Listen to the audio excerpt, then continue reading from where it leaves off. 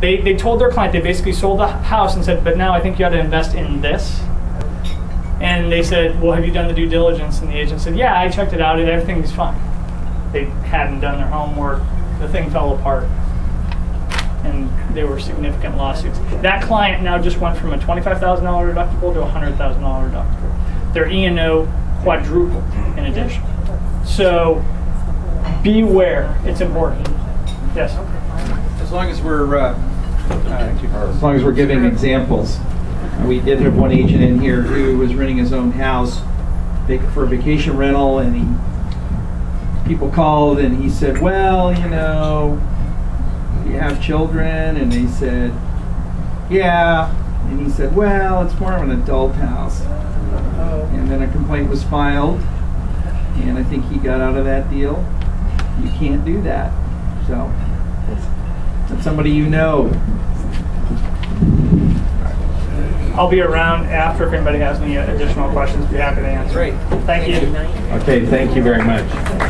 So a lot of times you guys ask about our E&O policy. There is our E&O policy. And Thanks, Mike.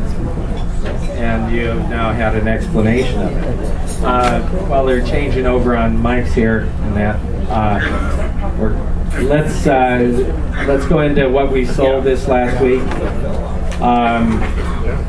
There were a couple of leases on Meyer Lane. Gabriella leased. What size was that? Do we know?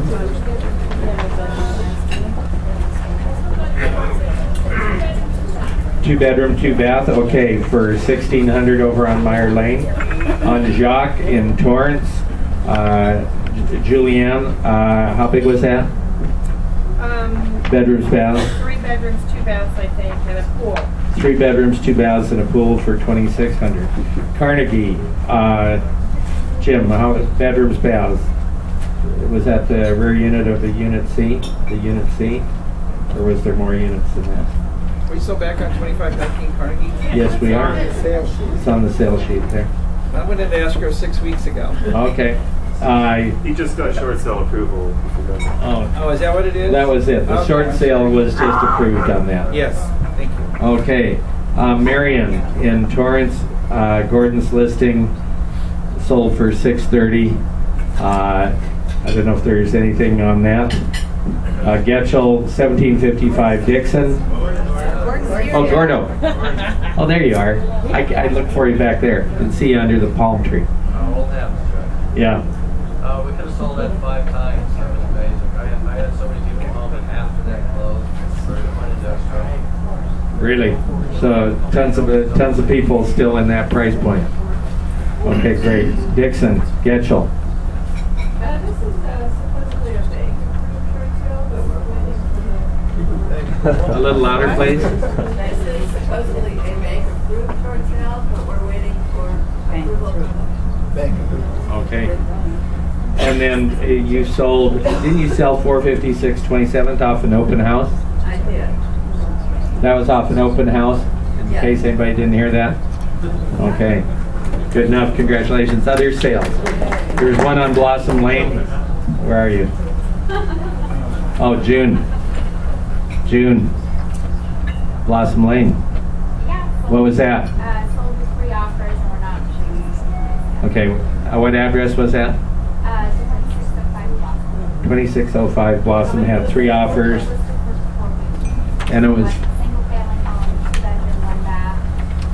Kitchen clean for $19.70. Okay, single family home. Okay. Good enough. Congratulations. David. What was it listed at? It was listed at $450. Okay. I sold 5425 Marine in Hawthorne. That's in Marine Village. It was a real it's a sharp unit that's been on the market for a while there. They lowered the price and we got it lower a little bit more. We sold it for, it was listed for most recently $589. We got it for $579. $579. Is that a good price, Daniel? Okay. And that's with the Old Republic home warranty. Okay. Alicia. We sold a little house in Holly Glen last night for $610. Oversized lot, cul-de-sac. Okay, oversized lot, 610, cul-de-sac. Any other Three sales? bedrooms. Three, two. 3 and 2. Okay. What's the address? Do you know? 5541. 5541. Shane Bockenstein. Okay. 133rd. Anybody else?